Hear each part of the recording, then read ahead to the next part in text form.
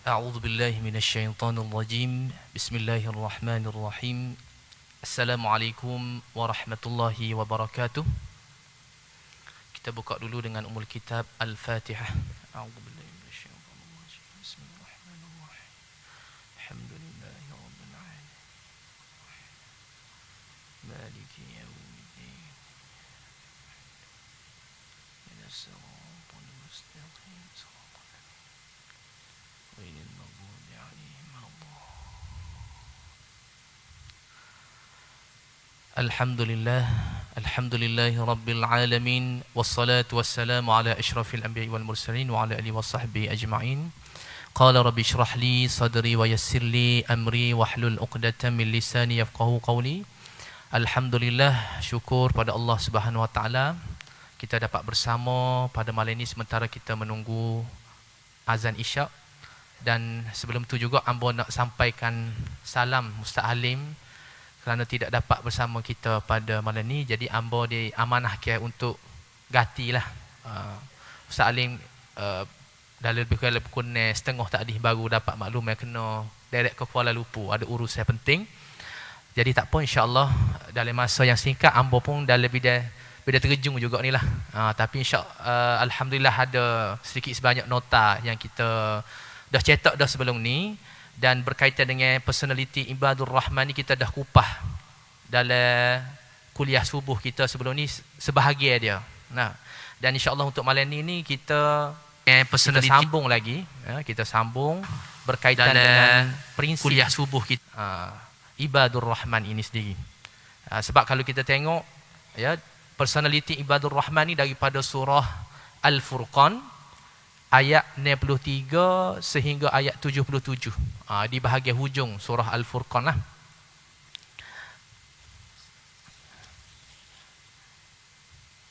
Baik, untuk hari ini kita nak sambung personality yang ke-6, yang ke-7 dan yang ke-8. Jadi adik kakak boleh rujuk nota kita ni sedikit sebanyak, kita cuba kupas ya, setakat yang kita sempat lah, insya-Allah. Jadi cuba belak muka surat belakang tu, muka surat yang kedua, dia ada pada ayat 68 ni. Mari kita baca sama-sama sebelum daripada kita kupas satu persatu apakah mesej yang Allah Subhanahu Wa Taala nak sapa ke kita daripada ayat ini. Mudah-mudahan jadi panduan ya, kita nak buat sedikit tadabbur kita panggil. Allah kata dalam Al-Quran, Al-Quran itu adalah kitabun anzalnahu ilaika mubarak liyadabbaru ayatihi waliyatadzakkara ulul albab. Al-Quran itu adalah kitab yang diturunkan penuh dengan mubarak, penuh dengan keberkatan. Dengan bahasa moden kita learn ni, kita istilahkan kualiti. Ya, dalam setiap kerja buat kita nak berkualiti belaka. Kita nak apa panggil membina rumah tangga ke, kita nak biar berkualiti.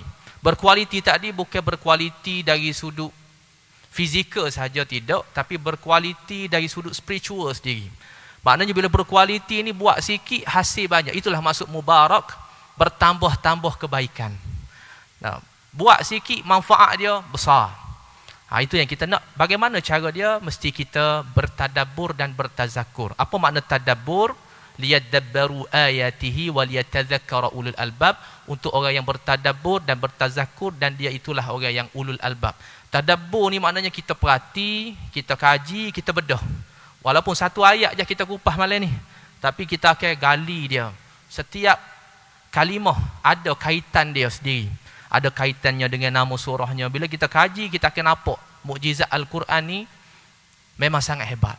Istilah-istilah yang digunakan dalam Al-Quran itu bukan benda yang biasa-biasa, dan kita boleh nampak perkaitan dia, dan kemudian kita tazakur. Apa makna tazakur ni pula? Kita ambil peringatan untuk kita jadikan solusi ataupun penyelesaian dalam kehidupan kita.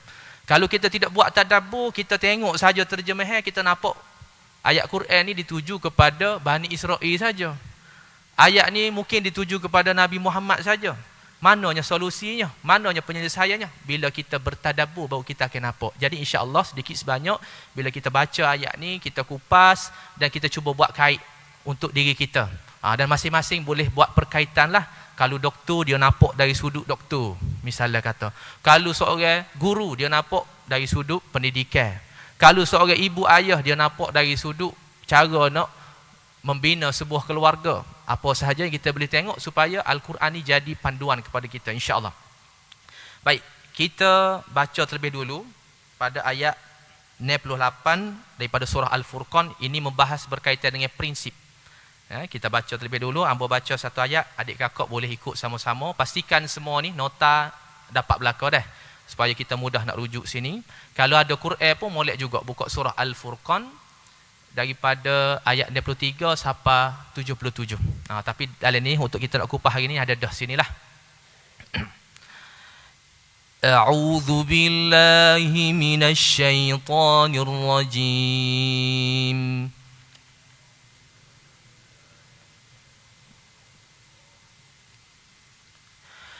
والذين لا يدعون مع الله إلها آخر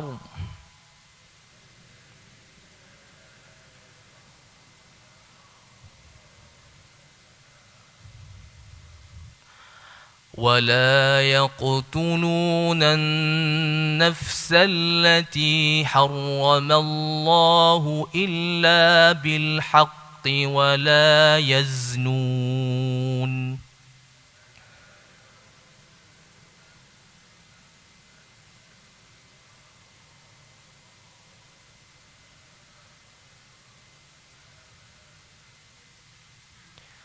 ومن يفعل ذلك يلقى أثاما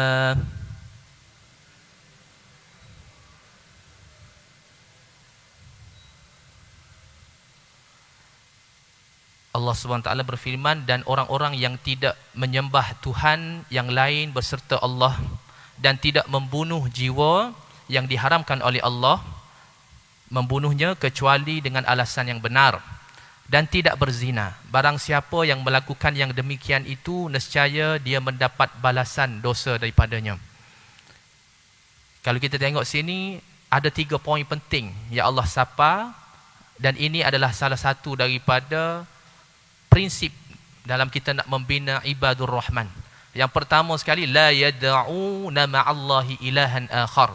Maknanya tidak menyembah Tuhan selain daripada Allah SWT, dengan makna kata tidak syirik pada Allah. Lepas ni kita nak buat kait. Apa kaitan syirik ni pula dengan poin yang kedua? Tidak membunuh, iaitu wala yaqtulunan nafs, tidak membunuh jiwa yang diharamkan oleh Allah membunuhnya kecuali dengan alasan yang benar. Dan poin yang ketiga adalah tidak berzina. Kalau kita tengok sepatah lalu, kita nampak tak ada kaitan. Apa kaitan tu syirik dengan tak membunuh? Apa kaitan pula tidak membunuh dengan tidak berzina? Ini hebatnya Quran. Bila kita gali, kita akan nampak perkaitan dia sangat rapat. Dan ini poin penting. Ambo cuba perisi dah tu waktu bit kalimah-kalimah supaya kita boleh kupas mudah. Ambo pun mudah juga nak nampak poin dia. Kalau tak waktu bit gini payah juga. Nah, okey. Jadi ini adalah prinsip. Sebelum tu kita kena faham dulu. Dalam ayat 63 sampai 77 ni Allah bercerita pasal 12 personality ibadur rahman. Dalam 12 personality ibadur rahman ni berpecah kepada 3 bahagian. Cuba tengok muka surat depan tu. Ayat 63 sampai 67 memang bercerita pasal ciri-ciri ibadur rahman. Dalam personality tu ada ciri-ciri dia. Kemudian kalau kita tengok daripada ayat 68 hingga 69, lepas ni balik boleh cek, boleh tengok sendiri sama-sama dah. Itu berkaitan dengan prinsip ibadur rahman. Dan kemudian ayat 70 sampai 77 itu bercerita tentang langkah ataupun solusi lagu mana nak jadi ibadur rahman. Itu pun ada kaitan juga tu. Jadi untuk yang pertama, sebelum daripada kita pergi, walaupun kita sudah kupas sebelum ni ciri 1 sampai 5, tawaduk, berbudi bahasa, berdiri solat malam, takut neraka, sederhana berbelanja, kita kupas dah sebelum ni. Tapi mungkin dalam kalangan kita hok malam ni mungkin belum dengar lagi. Tapi kita akan sentuh sepitah lalu. Cuma yang paling penting sebelum daripada kita nak cerita pasal prinsip ibadur rahman tadi, untuk malam ni 3 benda yang kita nak bincangkan daripada ayat tadi. Kita faham dulu sepitah lalu gapo dia gak ibadur rahman ni.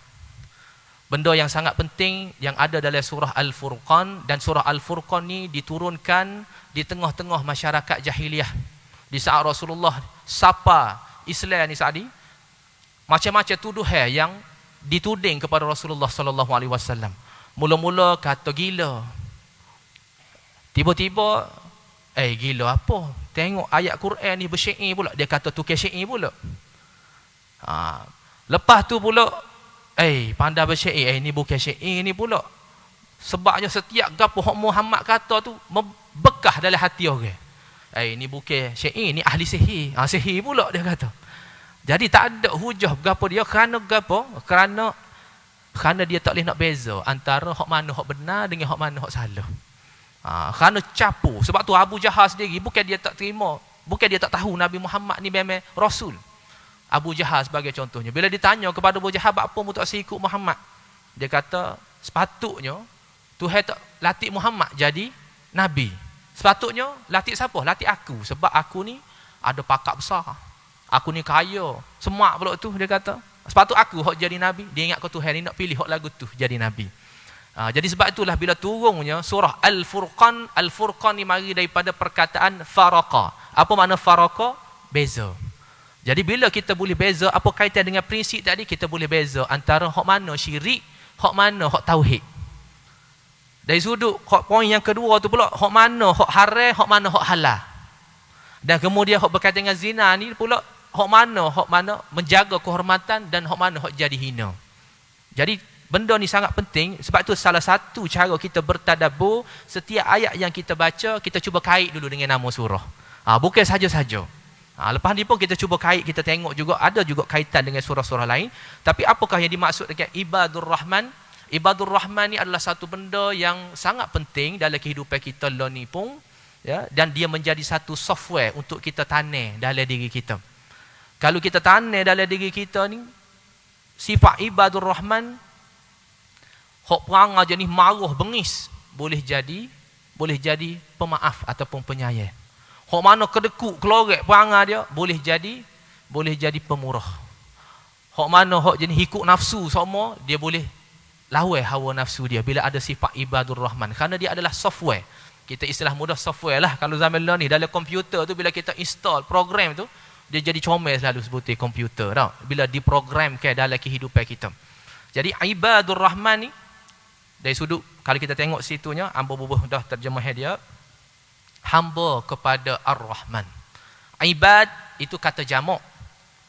Kalau seorang abdun, hamba. Kalau Allah panggil Ibadur Rahman, hamba-hambaku, hamba-hamba kepada Ar-Rahman itu sendiri. Pertama sekali kita nak kupas sendiri apa yang dimaksudkan dengan ibad itu sendiri. Hamba-hamba tu. Kita baca semua dalam surah Al-Fatihah. Setiap kali rakaat kita baca dalam sembahyang, Iyyaka na'budu wa iyyaka nasta'in. Kita dak baca semua tu.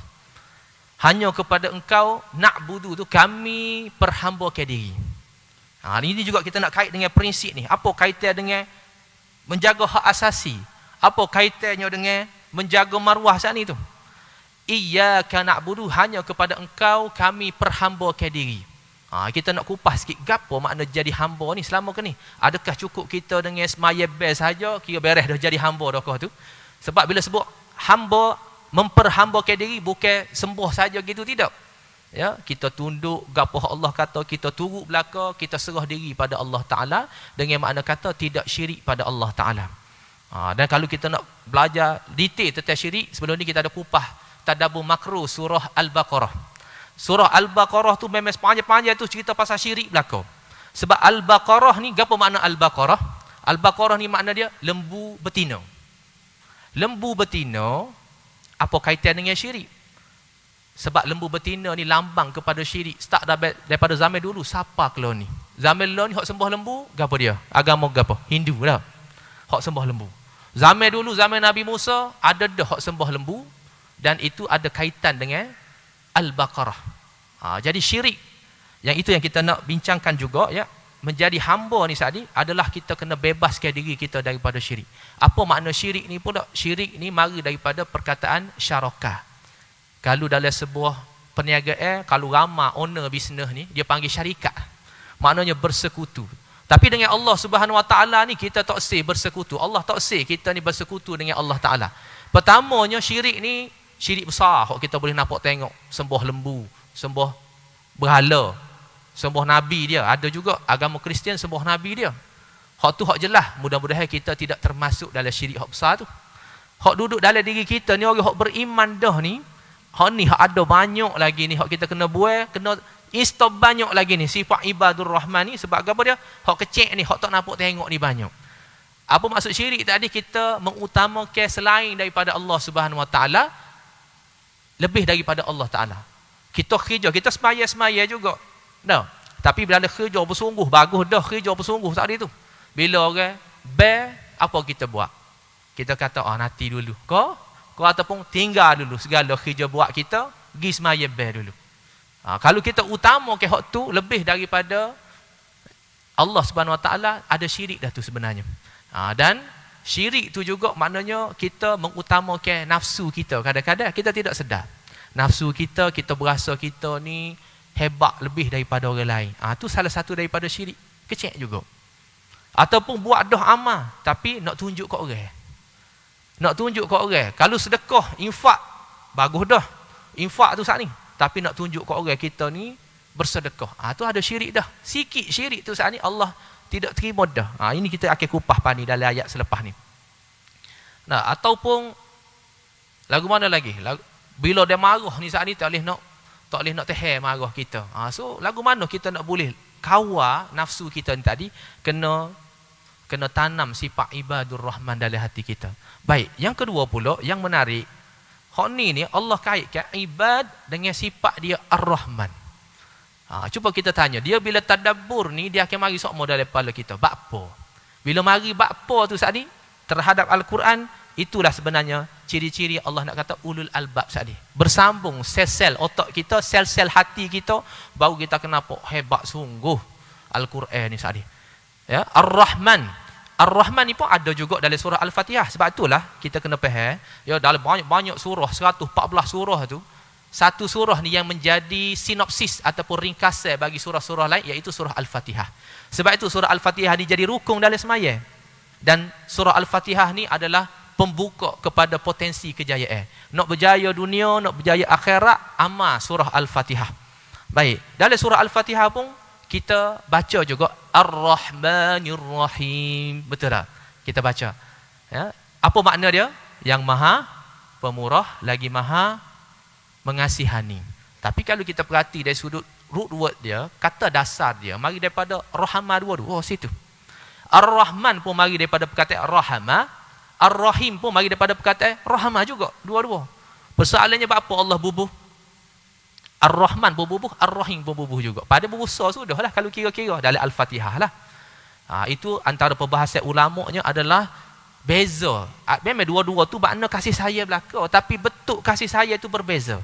Ar-Rahman ni kasih sayang Allah Subhanahu Wa Taala yang melebihi daripada kasih sayang seorang ayah kepada anak dia. Dan Ar-Rahim ni pula adalah kasih sayang Allah Subhanahu Wa Taala yang melebihi kasih sayang seorang ibu kepada anak dia. Lain cara kasih sayang ayah dengan ibu. Ayah ni koho dia sayang, koho dia godeng anak dia, sebab dia cekal. Ayah ni cekal, sanggup tengok anak dia susah semata. Atas sekolah asrama penuh ke, biarlah berjerit dulu pun tak apa. Sebab apa? Sebab dia tahu satu masa nanti, ya, anak dia akan faham apa ayah dia buat lagu tu. Jadi orang yang ada tanam sifat Ar-Rahman dalam hati dia, dia sedar bahawa Allah SWT uji dia, bukan nak khianat kau dia. Dan Allah Ta'ala sebenarnya tidak sanggup. Allah ada sifat Ar-Rahim juga. Seorang ibu ni dia tak sanggup nak tengok anak dia susah. Betul ke tak? Jadi Allah ada dua-dua sifat ni. Sebab itulah bila kita faham dengan sifat Ar-Rahman, Ar-Rahim ni tadi, maka kita akan ucap Alhamdulillah walaupun kita diuji. Kita ni bila dapat nikmat Alhamdulillah. Nah, tapi bila diuji, Allah.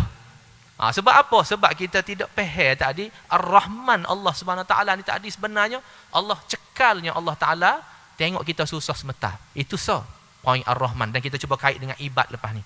Yang keduanya Ar-Rahman tu juga kalau seorang ayah yang baik, dia sanggup mengorbankan diri dia untuk keluarga dia. Maknanya dia keluar, dia peluh-pelah buat kerja cari nafkah, tunaikan tanggungjawab dia, dia tak berkira pun harta dia tu saat ni. Jadi sebab itulah ditafsirkan Ar-Rahman tu sebagai pemurah.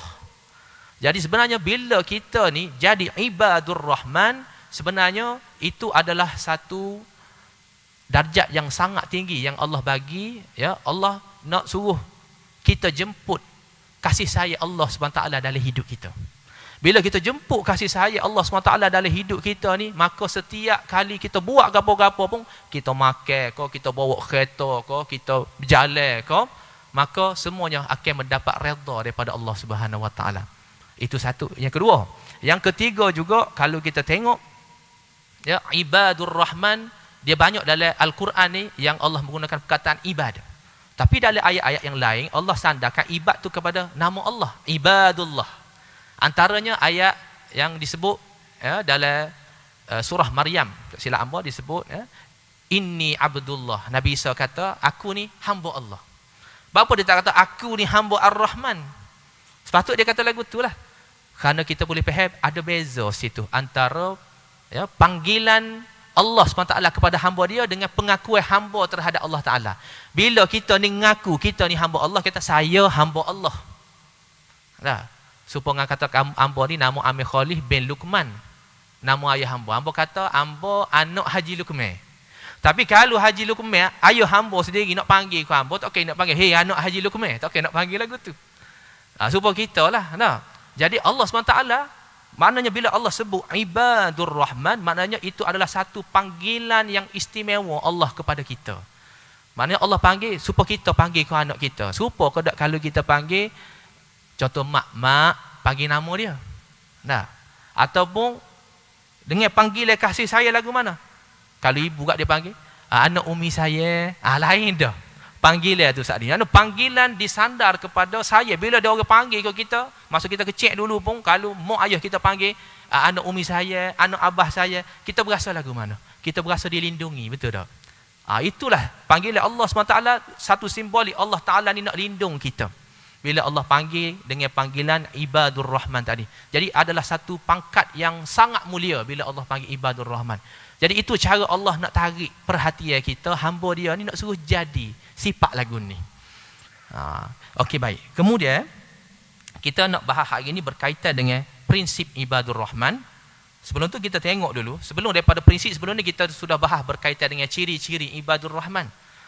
Biasanya kalau kita nak mengatur sesuatu strategi untuk kita nak capai satu benda, apa dia hak kita tanya dulu? Prinsip dulu mula-mula.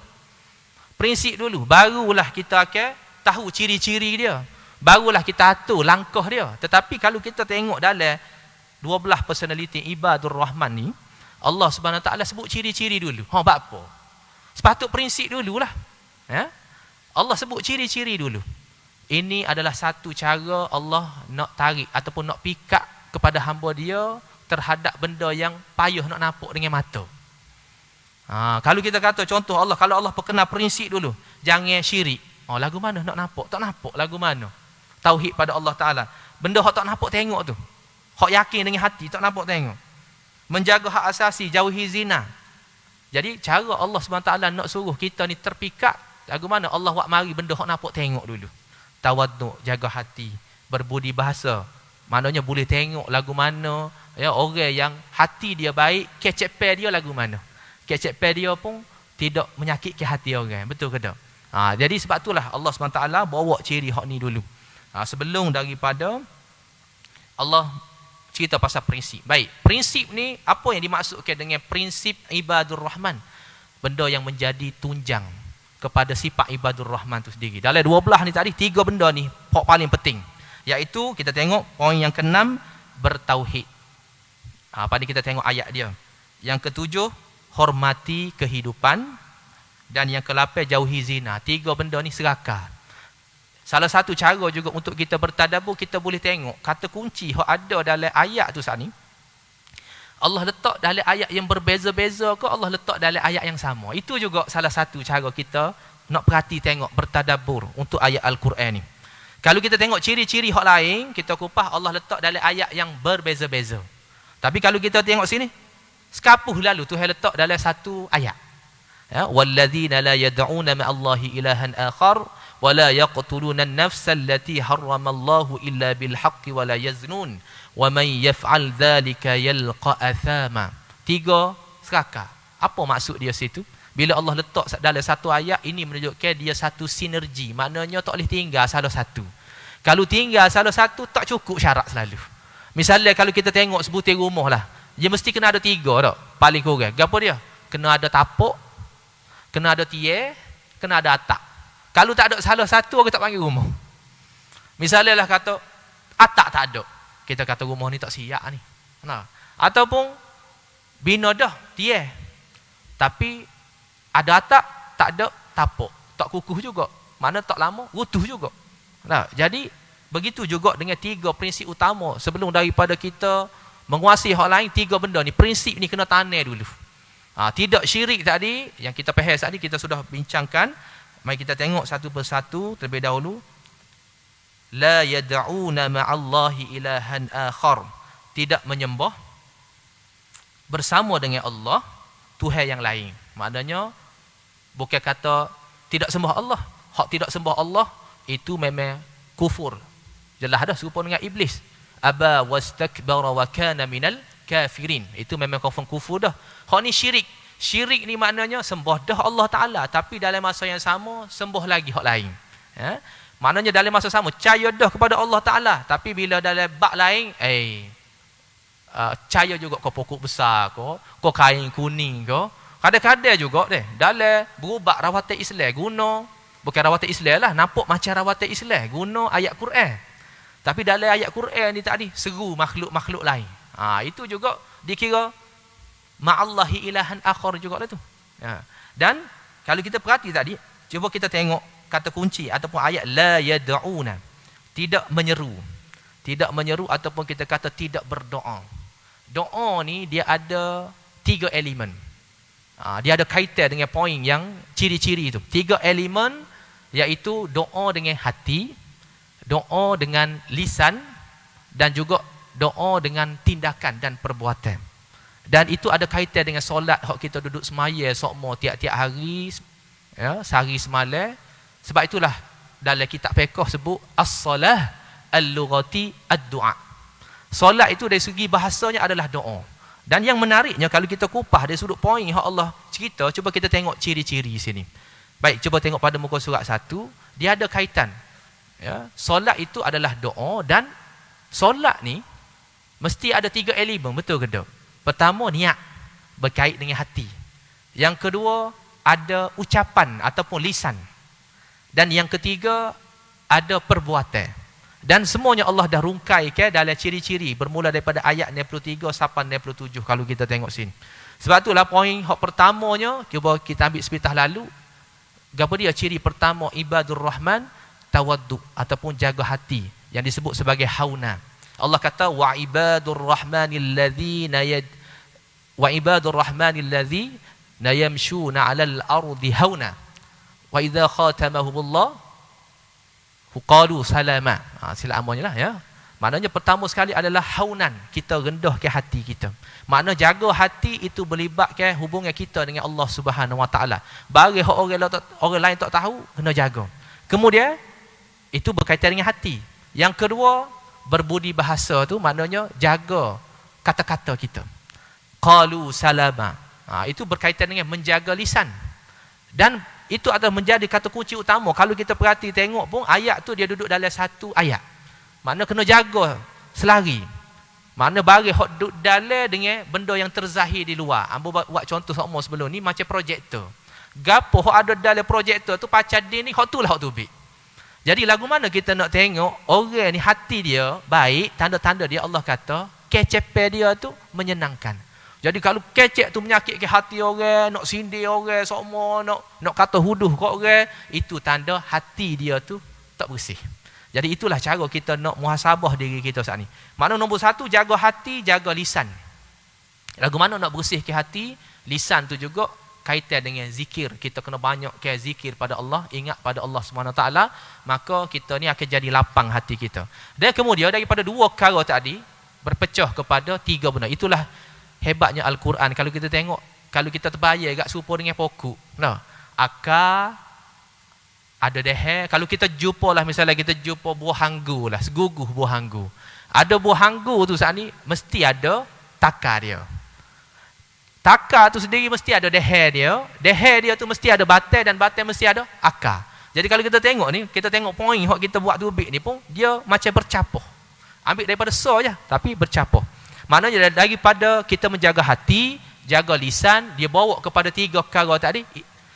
Poin hak ketiga, keempat, kelima, mendirikan solat malam, takut neraka, sederhana berbelanja, itu semuanya adalah berkaitan dengan tindakan. Tindakan itu maknanya apa yang ada dalam hati akan dizahirkan dengan lisan dan dia akan dibuktikan dengan tindakan. Dan itulah solat hak kita duduk buat semua. Jadi sebenar-benar orang hak solat sebenarnya dia betul-betul akan jadi ibadur rahman. Kalau semaya tak tinggal tapi ngumpak kat orang lagi. Maknanya tak jadilah mana lagi solat kita tu saat ni. Ataupun duk berdoa, kita kata orang hak tak ada kerja lah, kita kata berdoa lah pada Allah Taala. Doa dah. Lepas tu malah juga. Itu menandakan bahawa doa dia tu tidak dimakbulkan oleh Allah Taala sepenuhnya lagi. Ataupun dia berdoa tidak berdoa sepenuhnya, betul lagi. Berdoa dah dengan lisan secara zahir. Tapi cara Allah Subhanahu Wa Taala nak makbulkan doa hamba dia tadi, dia akan zahirkan melalui tindakan. Iaitu kita jadi bermotivasi nak buat benda baik tu saat ni. Sebab itulah dalam surah Al-Fatihah kita baca ihdinas siratal mustaqim.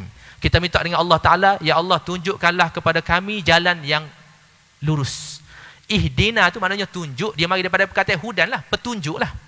Tunjuk lagu mana? Bila Allah bagi hudan ni saat ni, bukan tunjuk supaya kita tanya jalan, korang lagu mana weh nak pergi airport misalnya kata. Orang pun kata, pergi belok kiri, belok kanan, pergi street, jumpa tengah jalan, cik tanya orang dah. Tak jumpa juga, kena tanya orang lagi. Tunjuk saja tak jadi. Hak ni Allah dorong hati kita. Daripada rasa malah nak bangun tahajud, ya, Allah akan dorong kita jadi rajin, boleh nak bangun tahajud.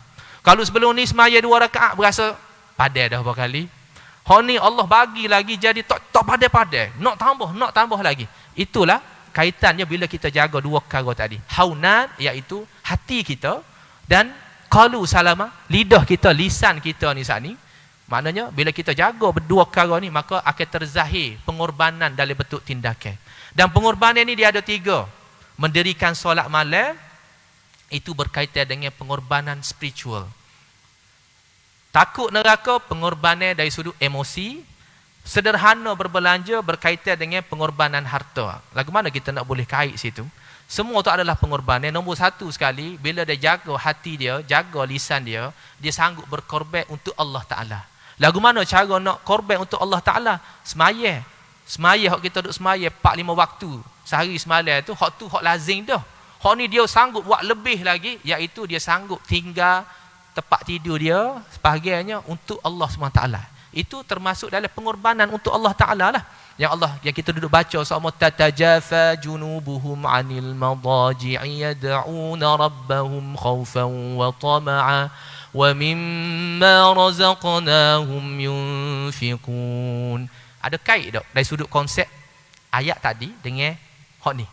Kalau kita tengok tatajafa, orang hamba aku yang melambungkan, maknanya tinggal perut dia, tinggal katil dia, tatajafa junubuhum 'anil madaji' yad'una rabbahum, kemudian dia berdoa dalam keadaan takut. Cuba kita tengok poin ketiga, keempat, kelima. Ada kaitan tak? Ada kaitan. Iaitu mendirikan solat malam lah saat ni. Yad'una rabbahum khaufan wa tama'a. Berdoa dalam keadaan takut. Maknanya takut neraka. Ada kaitan juga situ. Walaupun hak ni duduk dalam ayat lain, tapi kait. Wa mimma razaqnahum yunfiqun. Dan sebahagian daripada rezeki infakkan. Yang menarik yang kita boleh tengok, apa kaitan pula infak dengan sembahyang malam? Pula dah. Sembahyang malam, bangun sembahyang malam, Allah letak sekali dalam ayat infak. Kalau kita tengok sini pun 3 jenis pengorbanan pun, mendirikan solat malam, takut neraka, sederhana berbelanja tu, itu juga konsep kepada infak lah. Sebahagian daripada rezeki infak. Lagu mana? Pertama, kita kena faham juga sini, berkaitan dengan infak, tidak semestinya kita berinfak pada siang hari. Antara amalan para sahabat selepas dia semaya tahajud, ini memang di peringkat tinggi benar ni. Lagu mana? Dia akan keluar cari orang susah. Bapa dia cari pada waktu malam? Pertama, malam orang tak nampak. Ada kaitan tak dengan hauna tadi, jaga hati? Ada kaitan. Bapa dia gitu pergi waktu malam? Tak si bagi orang tengok. Nak Allah yang tahu. Kalau siang ni orang nampak, itu sah. Yang kedua, waktu malam ni baru orang hok susah-susah ni tadi, tubik gelimpangnya, cari makanan, katung sapah, gapo semua kali, baru cari. Tak? Jadi waktu tu ada. Jadi kalau zaman kita lah ni lagu mana? Kita boleh tanya saudara-saudara kita hok susah. Boleh bank in duit tengah malam, bank in ya. Sebenarnya pahala yang besar pada waktu tu. Itu satu yang kemudian infak tu juga sebenarnya mari daripada perkataan nafaqah. Nafaqah ni maksud apa? Maksudnya keluar. Keluar apa? Kita keluarkan kepentingan diri kita. Rupa-rupanya 3 jenis pengorbanan ni. Saat pengorbanan spiritual, pengorbanan emosi, pengorbanan harta ni, hak 3 poin ni dia duduk pada infak belaka. Pertama, infak untuk Allah Subhanahu Wa Taala. Lagu mana? Tinggal tempat tidur kita sebentar, bangun semaya, berdoa pada Allah Taala. Kemudian takut pada neraka ni pengorbanan emosi. Lagu mana? Emosi ni dia ada kaitan dengan nafsu. Nafsu marah kita, kalau orang puas dia nak beli tu big sale tu, tak boleh tinggal, kena beli juga. Nak lawan hak tu itu satu mencabar, satu benda yang mencabar. Dah. Ataupun mungkin orang yang rendah pada kita tegur kita, berasa tercabar. Padahal hak dia tegur tu betul dah, tapi kita rasa tercabar. Kita sanggup korbankan emosi nak marah kita saat ni kerana apa? Kerana takut azab tu lebih penting. Itu satu pengorbanan juga. Dan yang ketiga, lagu mana? Dia akan zahirkan pengorbanan dari sudut harta tu saat ni. Maknanya harta dia boleh buat duit. Sebab itulah ya, kalau zaman Rasulullah dulu, kalau dalam bab semaya, orang munafik dia boleh turut semaya belakang Nabi. Kalau infak, hak tu dia tak boleh buat. Payah dia nak buat. Sebab ada satu ayat dalam Al-Quran, ya, orang munafik ni dia suka benar depek dengan Rasulullah. Sebab apa? Dia nak tunjuk dia ni rapat supaya kita kat duk depek dengan YB lah. YB ada kat nak salah selalu misalnya lah kata, nak tunjuk hebat dia ni dah. Jadi dia nak tunjuk kepada sahabat yang dia ni adalah orang mukmin juga. Jadi Allah nak selamatkan Nabi ni gelewak daripada orang-orang yang munafik tadi. Allah pun arahkan nak jumpa dengan Rasulullah, syarat mu kena berinfak dulu. Maka kurang dah. Nampak renggih dah. Jadi sebab itu nafaqah dengan munafik mari daripada perkataan yang sama. Nafaqah maknanya infak mari daripada perkataan nafaqah, munafik pun daripada nafaqah juga. Maksudnya cara kita nak buat sifat munafik dalam diri kita adalah dengan cara berinfak. Infak lagu mana? 3 benda tadi. Infak dari sudut spiritual, infak dari sudut emosi kita, dan infak dari sudut harta kita tadi. Baik. Dan 5 poin tadi ada dalam mana? Ada dalam semaya. Dan semaya tu kita balik sebelah tadi, as-salah al-lughati ad-du'a. Solat tu adalah doa. Makna dalam kita berdoa ni kemuncak kepada doa adalah semaya. Jadi sebab itulah kalau orang semaya mustahil dia ni curi pitih. Orang hak semaya ni mustahil dia tipu mai rasuah, tak ada. Kerana apa? Kerana doa dia tu komplit, dimakbulkan. Dan itu juga satu panduan kepada kita apa penting nak pilih natu kena cari hak semaya dulu, bukan hak gaji besar dulu. Sebab apa? Walaupun kita kata dia tak semaya pun dia juru. Boleh kau kata gitu. Kita kata yalah juga dia semaya pun nampak juru molek tu, nampak depan orang supaya kita kata gini ya. Mamak tu, juru molek, cuma curi. Juru lagu mana? Curi. Tak? Begitu juga bab semaya ni saat ni. Jadi sebab itu penting sangat nak pilih natu cari hak semaya dulu. Ataupun nak ambil pekerja. Nak ambil pekerja kita bagi kerja hak bahagian jaga pitih pula tu, cashier.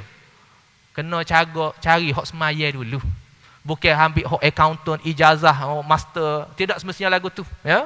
Hak tu nombor 2. Nombor 1 amanah, jaga tu dulu hak tu. Bila dia semaya, itu kita boleh lihat dengan Allah SWT dia jaga, dengan manusia pun pelik apa dia nak jaganya. Hak ni tak semaya, dia kata kawan tak semaya pun kawan beres, kawan jaga pitih, kawan tak usah pelawak lah. Dengan Allah Ta'ala pun mung tak jaga lagu mana mung nak jaga pitih. Hak tu kita tidak ambil panduan daripada Al-Quran. Kita duk ambil orang hak kerja dengan kita, hak tak semaya bang. Tapi pelik apa pitih habis semua ni, kerik semua ni. Inilah bendanya. Dan solat tadi ada kaitan dengan yad'u yang kita kaitkan, ya, kita kupas pitah lalu. Ma'allah ni bersama dengan Allah SWT. Allah tak sama dengan dia. Sembah dia juga tapi ambil orang lain tak si. Sebab tu musyrikin Mekah dia mengaku dia juga agama Hanif. Hanif maknanya suci, ikut Nabi Ibrahim. Jadi Allah tegahkan lagi Hanifan musliman wa ma kana minal musyrikin. Orang yang agama Hanif ni bersih suci, dia adalah Muslim berserah diri dan dia bebaskan diri daripada syirik, baru boleh mengaku hanif. Jadi kalau ada mak Allah, kita seru benda lain lagi. Mana kita cuba tanya balik dalam diri kita, bila kita susah kita seru gapo dia? Ada orang ni bila susah dia seru harta dia. Maksud seru harta dia tu, tak apa kita berselindung di sebalik harta dia.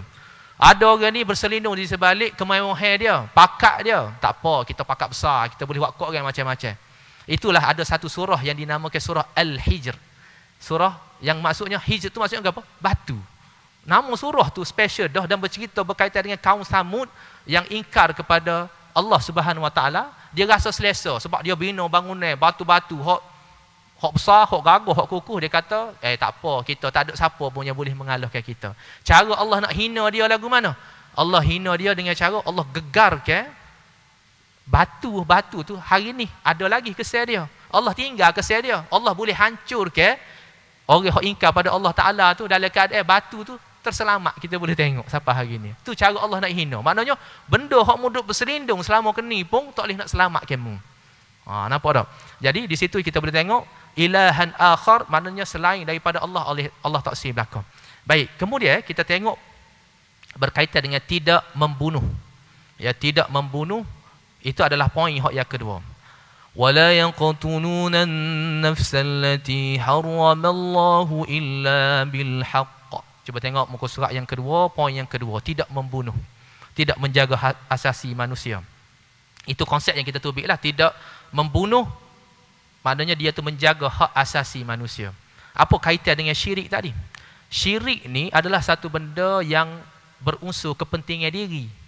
Jadi orang yang penting kepada diri dia, ya, dia curang pada Allah Subhanahu Wa Taala, tak pelik pun sesama manusia pun dia akan buat khianat juga. Sebab tu bapa Allah kata nombor satu kena jaga bebas daripada syirik, tauhid dulu.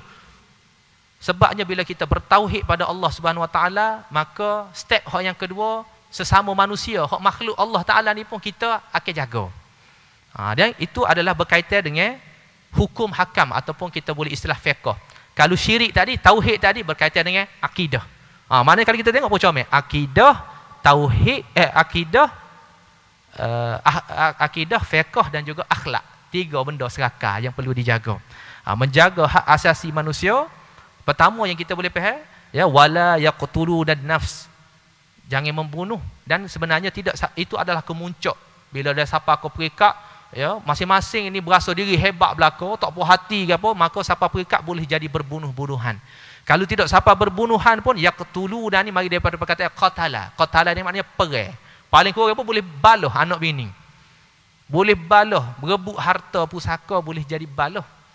Masa sebelum daripada meninggal baik belaka tak. Tapi bila dia mati, mula dah. Hak juru selama ke ni hilang dah. Sebab apa dia? Sebab tidak didasari dengan tauhid nombor 1 dulu. Kesal dia bawa kepada hak asasi manusia. Cara apa dah? Maka bila tidak dijaga hak asasi manusia ni, inilah yang jadi bunuh orang, rasuah, buat khianat kat orang, fitnah orang. Ni bendanya. Jadi kalau kita nak aplikasi dalam bentuk keluarga kita, nombor 1 kita nak latih, nak didik anak dan isteri kita, ajar jangan syirik pada Allah. Sebab itulah pesan Luqmanul Hakim, ya, wa idh qala Luqmanu libnihi ya bunayya la tusyrik billah. Ya. Luqman pesan kepada anak dia, jangan syirik pada Allah. Ni kita kena faham pasal syirik ni. Jangan nampak syirik duk sembah berhala saja. Syirik yang meletakkan kepentingan lain lebih daripada Allah Taala, maka dia akan memberi kesan kepada hak asasi manusia. Hak tu yang jadi ke bila kita tua, anak kita ni tak hormat ke kita. Hatta mak pak dia tu ke rumah orang tua. Sebab apa? Sebab syirik hak kita tidak didik daripada kecil mula, kita sia ke anak kita. Tak bangun semaya subuh, biarlah, tak apalah, sia ke dia. Tengoklah bila dia besar, itulah kesan dia kepada kita. Sebab itulah mesti kita kena jaga berkaitan dengan benda ni. Dan membunuh nafs, Allah guna perkataan membunuh jiwa.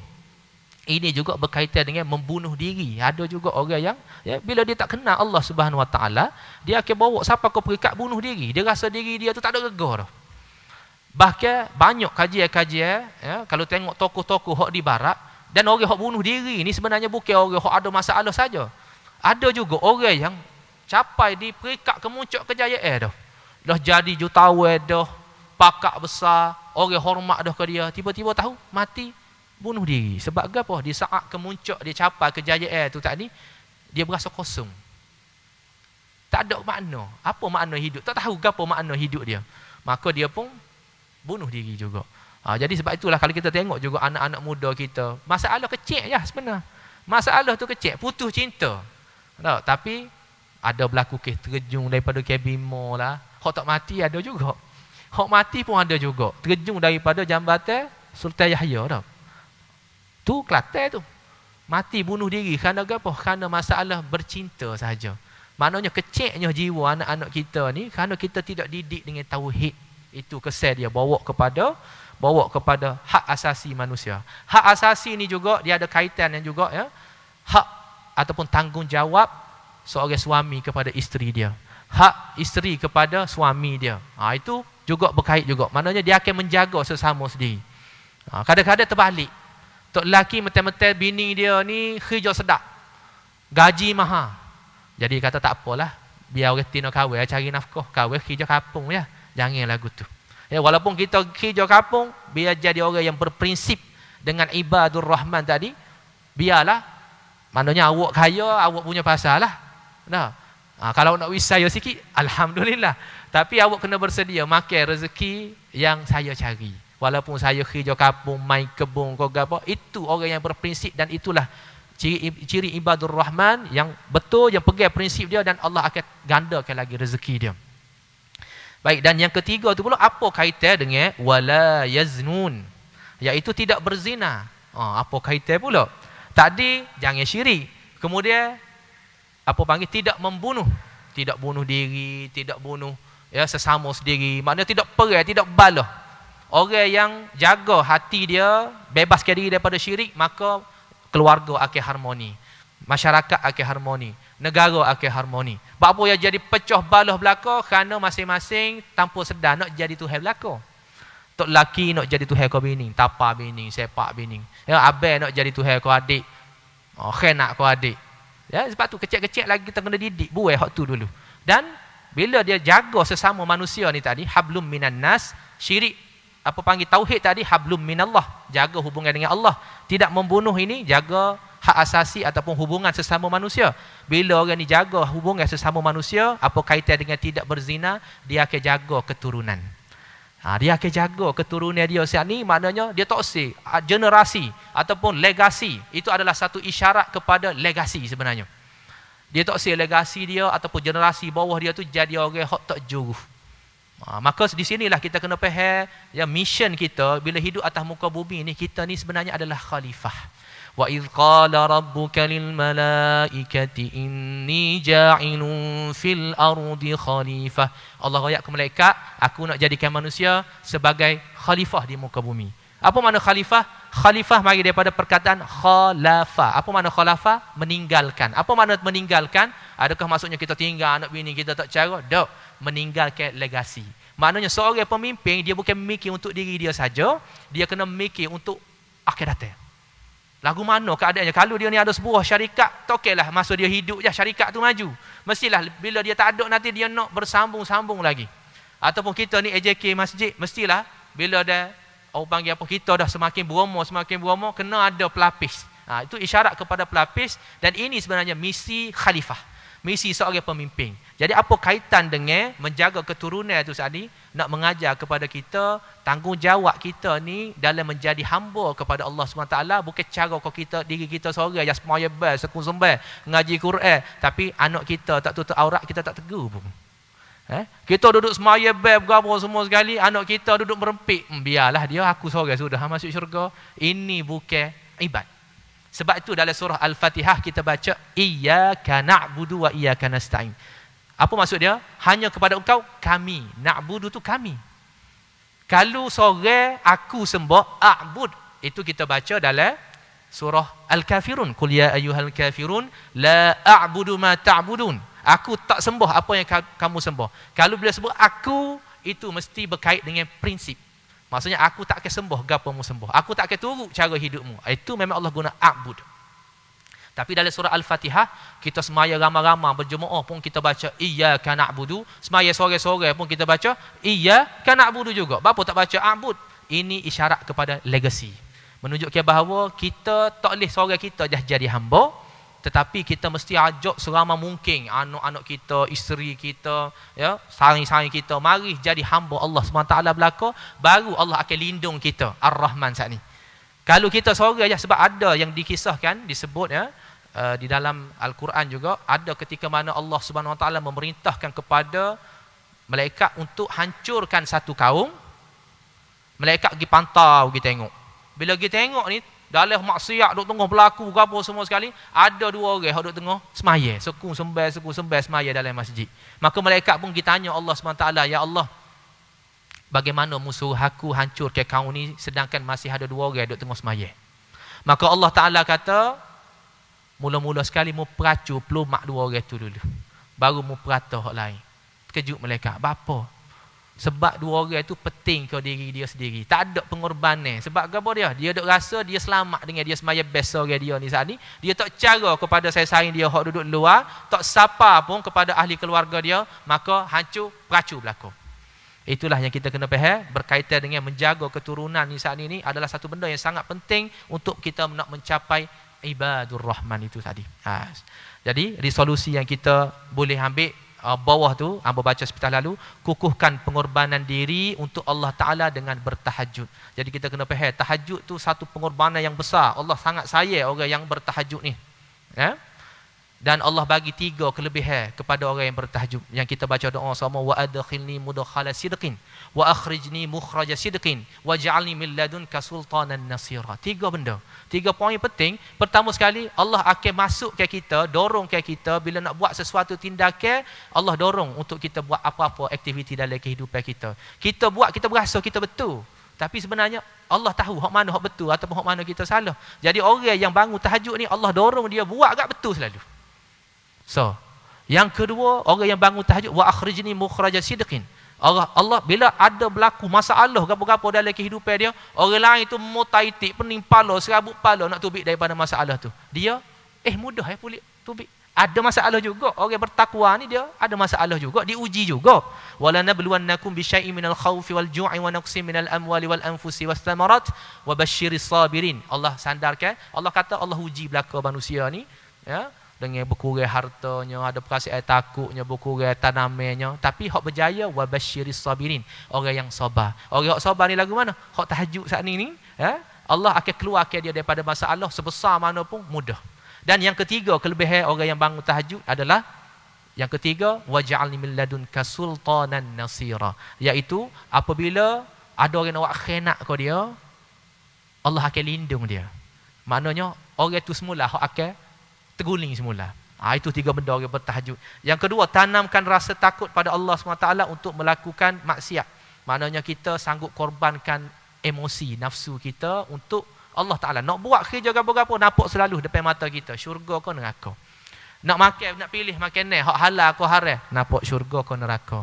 Nak ngundi, nak pakai hak mana, nampak syurga neraka. Bukan nampak parti-parti tu dak, nampak syurga ke nampak neraka. Ya? Begitulah yang kita boleh nampak kalau orang benar-benar yang nampak akhirat. Yang ketiga, zahirkan pengorbanan harta dengan berbelanja secara sederhana serta gandakan infak kita. Bersederhana sekadar cukup saja. Tak salah nak jadi orang kaya. Kata ustaz metaka dia tak kaya gak. Kata huduh lalu kau kaya. Tidak kata huduh, tak jadi kaya boleh, tapi biar kaya serupa dengan Abdul Rahman bin Auf. Kau banyak kaya, kau banyak harta, kau banyak sedekah. Ya, itu yang kita nak. Mudah-mudahan menjadi panduan kepada kita, menjadi satu tarikan kepada kita untuk menjadi ibadur rahman ini. InsyaAllah Allah lindung kita. Untuk bahagian langkah dan solusi itu, insyaAllah jumpa semula pula, ada masa pula kita kupah pula tu. Kalau ni kupah 3 ni dulu, insyaAllah dah. Jadi hamba minta maaf banyak, ada salah silap ya daripada kakak. Apa yang baik datang daripada Allah Subhanahu Wa Taala, apa yang kurang datang daripada kelemahan hamba sendiri, dan hakikatnya semuanya adalah daripada Allah Subhanahu Wa Taala belaka.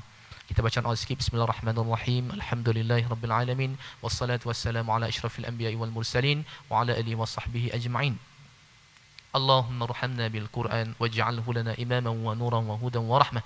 Allahumma dhakkirna minhu ma nusina وعلمنا منه ما جهلنا وارزقنا تلاوته آناء الليل وأطراف النهار واجعله لنا حجة يا رب العالمين آمين آمين يا رب العالمين. السلام عليكم ورحمة الله وبركاته.